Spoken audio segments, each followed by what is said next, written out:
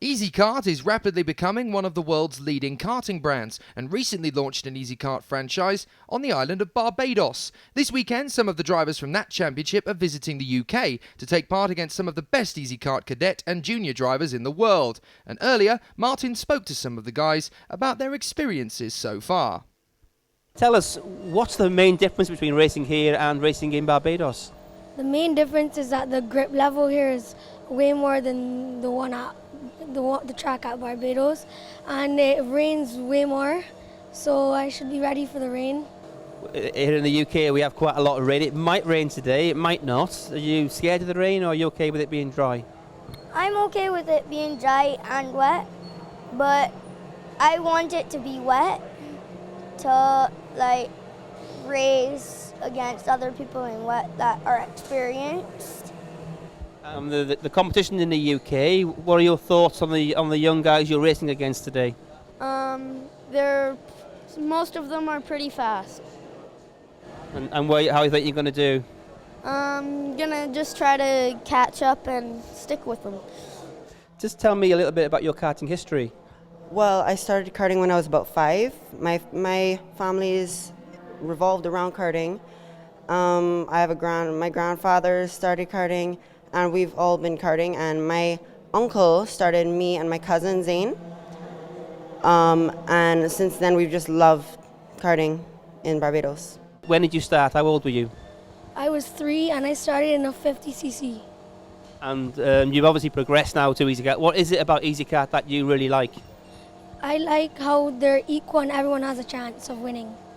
And today's race, how have you done so far yesterday in practice and this morning? I'm about 2nd or 3rd in the group, so it's going well. And have you been surprised by the competition here? Are the drivers as good as you think they were? Yeah, they're better than I thought they were, but still have a chance. Well, he may have more of a chance than he realises. He's on the front row alongside Tyrone Stansfield, Georgie Anker and Harry Graham on row 2, with Oliver Gray and Joe Sheppy on row 3. From George Evans, the E-plate, Thomas Harvey, Christian Lilly and Freddie Tomlinson. Keep an eye towards the tail of the grid. Kylan Ingram, the rookie, may be a bit of a surprise package as they come around the final turn and down the straight. Here we go, and it's going to be a strong start here. Joe Sheppy in the first corner, already trying to take a place or two. Up the hill, once again, towards that right flick.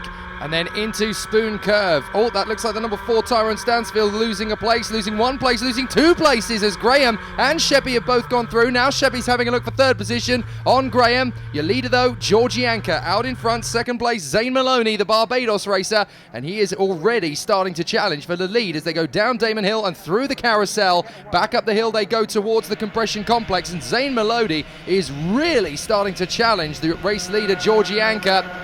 Along with them in 3rd position, that is the 9, that is Harry Graham.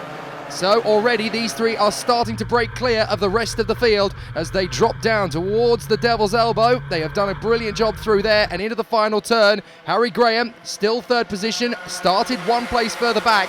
And look at the gap, the top 3 are already starting to pull away from the rest. They are getting far away, and this is going to be a problem for Joe Sheppy. He really needs the assistance of the drivers behind him to start the attack once again. Graham has a look on the inside of Maloney, and he's not going to be able to get there. He chops the nose very nicely out of the spoon and down Damon Hill. This is brilliant stuff. Now, the Easykart Cadet field are going to need to watch their backs next year because the British Open Bambino champion, Freddie Slater, has been touted to be racing in next year's championship. He won that title at Rowra a couple of weeks ago, so everybody's going to need to keep an eye on that youngster. Great performance this from Zane Maloney in 2nd position. You're probably sitting there wondering, how on earth is a chap from Barbados able to compete with the Brits who have been at this all season long? Well, what you have to remember is up the inside for P4, that is Tyrone Stansfield, number 4 up to P4 ahead of Joe Sheppy. Well, Zane Maloney, his local circuit is Bushy Park, and he was saying earlier in the interview that Bushy Park in the dry is like any British circuit in the wet, so he must be absolutely revelling in the amount of grip he's got out there. P4, Stansfield trying to get away from Joe Sheppy, still no change at the front, closing in on the way down to the carousel. This is where the leaders are actually starting to lose time to the battle for 4th position. So, if you're Zane Maloney or if you're Harry Graham, you want to start making that overtaking move fairly soon to try and get away from that pack, because once you're in the middle of that pack, you are a sitting target, and the ebb and flow of the concertina is going to be a very difficult place to be. It always seems to be the driver who's right bang in the middle that seems to get the worst end of the deal. And Graham has realised that, and he's stepping up the game on Zane Maloney. He's going to see if he can have a go on the way up the hill once again. Up the inside. No, Zane Maloney shuts the door beautifully there, and he's actually dropped Graham back into the clutches of Stansfield. Great defensive work from Zane Maloney. He's really getting into the swing of things quickly. Now, Tyrone Stansfield, 4th position, won both finals at round 4, but he'll go 3rd in the championship if he stays in P4. But I wonder if he's actually going to stay in P4, because he's a very talented young racer, and now he's right on the back of these 3.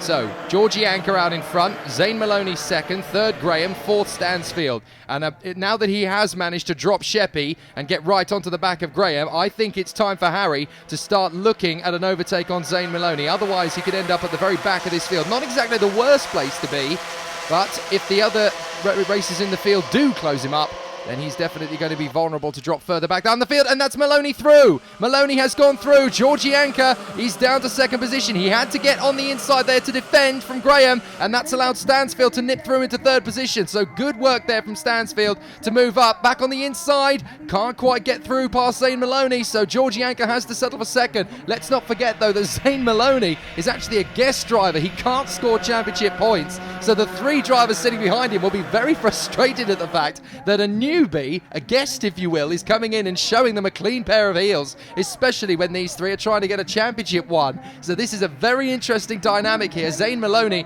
must be absolutely delighted with the level of grip he's got out there on the circuit, and he's reveling in it. Now up the inside, this is a good opportunity. No, it's not. Zane Maloney is actually signalling to the guys behind him, let's push on, let's go quicker. But he's already leading. So Zane Maloney doing a great job. Up the inside comes Georgie Anker. No, you don't. Great defensive work here from Zane Maloney. He knows exactly where to position the car at the right time. Now, Georgie Anker is having to play defensive to Stansfield, and Harry Graham is losing time as well. Now, these 3 are backing each other up into the clutches of Joe Sheppy once again, and in 6th place is the 63 of Oliver Gray. So those 2 are starting to edge closer to the top 4 once again. Out through the Devil's Elbow they come, and down once again towards that final corner. This is going to be a very tight battle for the victory. It's currently between 4 karts. I have a feeling it could be between 6 for very long. And in 7th position, that's the 50 of Christian Lilly. So he's very much in position to get close to the battle as well. And in the lead battle for 8th position, Freddie Bates is in there in the 30. And he's got a great queue behind him. Up the inside comes Anker. Can he get through? Yes, he sorted him out that time into the spoon. And Zane Maloney is now under pressure from Tyrone Stansfield. And Anker is going defensive already. My word, he obviously feels very threatened here by Zane Maloney. He is going onto the defensive line, that inside line, very early in this race. So he obviously feels that he needs to keep that cart as wide as is physically possible. It's the slower way, because you really need to be stuck on the racing line if you want to pull out a gap. But he obviously feels that he's not going to be able to pull out that gap with the battle behind. Oh, Maloney's lost another place here. Up the inside comes Stansfield. So up to 2nd place. Maloney down to 3rd. Further back, this battle for 8th position, Bates, Evans and Harvey trying to get away from Tomlinson and Reed, and then in behind them is George Whitehouse, the 74. Up the inside, that looks like a change for 3rd position. Stansfield has managed to defend his position. No, Maloney's back to 2nd. That's what's happened. Maloney has managed to get the pass back on Tyrone Stansfield, the 4, and Graham is now having to defend. Maloney up the inside, into the carousel. Beautiful sweeping pass, and now Stansfield's taking his opportunity, and Anker has to shut the door very firmly there to stop Tyrone Stansfield coming through, and as a result of that, Stansfield has lost ground. So they've actually split into what is, well, they had split into 2 pairs, but then all of a sudden Stansfield found some grip, braked very late indeed into the Devil's Elbow, and has brought them back onto the tail of the 2 leaders. So Maloney is back in the lead once again. Up the inside comes Anker. No, he's not quite close enough. They go up the hill once again. Lots of signalling. Come on, guys. We can get this boy. He's the newbie. We know this. We know this championship. We've been fighting for points all year long. We cannot let the guest beat us, is the message down the straight. And on the way down the hill towards the carousel again, Maloney is driving absolutely perfectly right now. 2nd place Anker. To me, at the moment, it looks as though Anker has the best chance of beating him. He's been on the pace all weekend here, and he has, in my opinion, the best package to try and take on the young man from Barbados. Is he going to be able to do so? But having said that, Stansfield and the number 9 of Harry Graham look very racy here at the moment. Stansfield in particular, don't forget, won both finals at round 4, so there's a great chance for him to move closer in the championship. Joe Sheppy just going past us, our cameraman, and he and Oliver Gray are getting very close to the leaders once again as it becomes a bit of a squabble. This is going to be a 6-card battle before long. Here come Sheppy and Gray. They've worked together. Here is on board with Sheppy. Now it's a bit of a tussle as Graham has gone through into 3rd position past Stansfield. Anchor's going for the lead into the carousel. Is he there? Still side by side, and finally he gets through. So Maloney has to hang back into 2nd position. Graham's having a look. No, you don't. He shuts the door firmly there. Brilliant pictures on board with Joe Sheppy as he closes up on the top 4. In through the left, in through the right, not too much curb. Back on the left side. This is great disciplined driving from Sheppy. This is how he's been able to close up on the leading 4.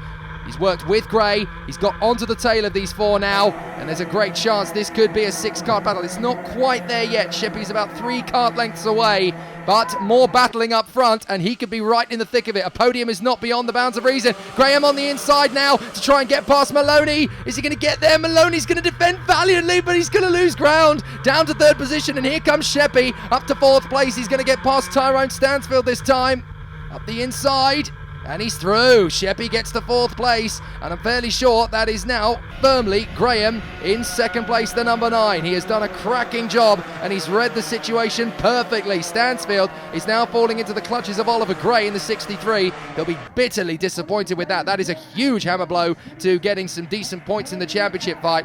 But Anchor is your leader. 2nd Graham, 3rd Maloney, 4th is Sheppy in front of Stansfield and Gray. Here comes Stansfield. He's not settling for 5th position by any stretch of the imagination, as Evans has now moved up into 8th position further down the field. He is heading a quartet. A brilliant battle going on down the field. Meanwhile, back to the front. What can Graham do about Georgie Anchor? They've dealt with Maloney for the moment. He's a couple of cart lengths back. Anchor defending. He is not really feeling comfortable out there in front at the moment. He is swarming all over the place, trying to make sure nobody can pop in on the inside. The problem is you can't really take that line through the compression complex. You have to go for the racing line. If you're offline there, then you can lose a good 3 or 4 places easily. You have to just accept that that's where you're going. You can't really defend into the compression complex without losing bags of time, so he has to get himself back into position on the start straight. We're on board with Sheppy, 4 to go. Ooh, up the inside comes Stansfield. Now they're going up the hill. Is he going to get a push signal? Yes, he does. Is he going to be happy about it? Let's see. Yes, no problem at all. They're working together there in fine formation.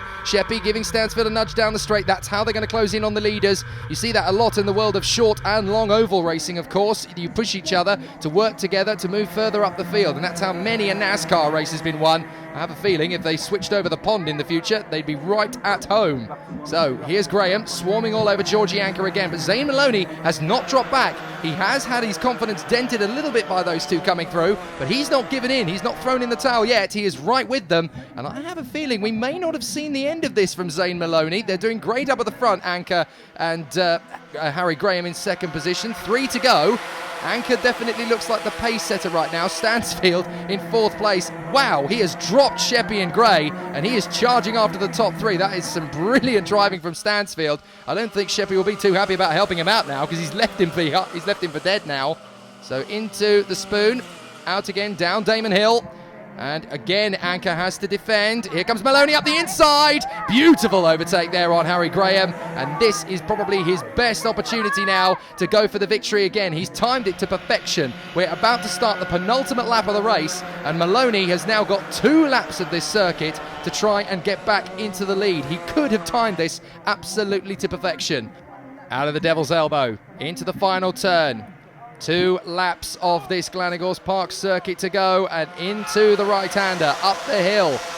Now, Harry Graham's not out of this yet either. He's still right on the tail of Zane Maloney, and Stansfield is coming. Stansfield is really starting to chase after these 3. He has got that gap down to just a cart length now, and no, he hasn't. It's even smaller than that. It's a 4-way scrap for the victory now, and if they battle even for a little bit on this lap, then the other 2 are going to close in as well. Here we go. Here's the shuffle. No positions changed yet, but they are all starting to defend as well as attack. It's a very difficult situation to be in. They want to make sure they're closing up on the guy in front, but keeping the door firmly closed on the man behind. So here they come, down the hill once again, up the inside goes Stansfield, third position, brilliant overtake there. That is such a difficult corner to get by on, but in doing so, he has actually lost time to the men in first and second place. Anker and Maloney up the hill, Stansfield defending from Graham. Last lap, here we go. Zane Maloney is hovering on the back of Anker. He goes to the high side. That's a very interesting line, but he's got the speed to make it work. Can he cut back in? He's definitely closer than he would, than Anker would like him to be down the hill. Look, Anker is defending Big Star, but Maloney is still keeping it on the inside. Brilliant overtake, and the Barbados posse has gone ballistic on the start straight. Brilliant stuff. Can he now hold it? Anker is back on the inside. There's a little bit of contact, and Anker had to back out of that one. That has pretty much given this on a plate as Stansfield goes through into second place now. So this is going to be a huge points haul for Stansfield, but out of the final turn comes Zane Maloney. He has done it. What an amazing drive from the young man from Barbados. He has won in fantastic fashion here. Great performance. Brilliant drive. Stansfield is the best of the British runners in second place, just in front of Georgie Anker. Harry Graham is fourth in front of Oliver Gray, who finally gets past Joe Sheppy right at the bitter end from Christian Lilly, Freddie Bates, George Evans and Dylan Reed. Absolutely astonishing drive. Well, perhaps we need to be keeping an eye on the talent from Barbados in the future, because they seem to have it in spades. Great work from Zane Maloney.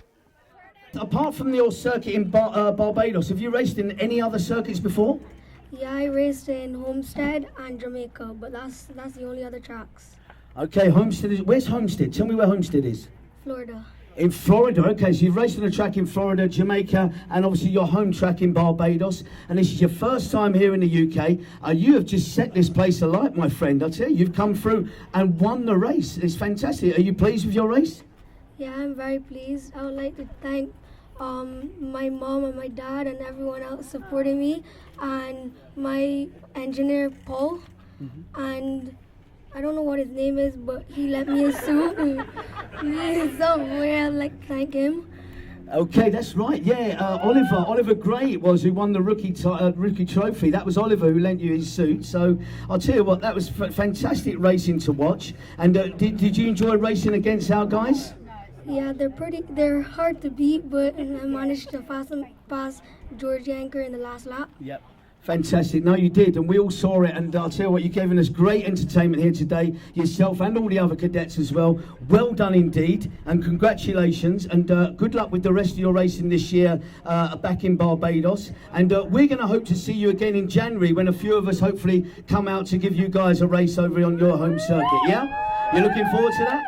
Thank you very much. Another round of applause for Zane Maloney! So while Maloney celebrates, here's the championship points battle. Fourth and fifth still being debated by George Evans and Joe Sheppy. The top three looks like this. Tyrone Stansfield in third place, but Georgie Anker is still trying to close up on our points leader, Harry Graham. That's part one done. We're back with juniors in part two.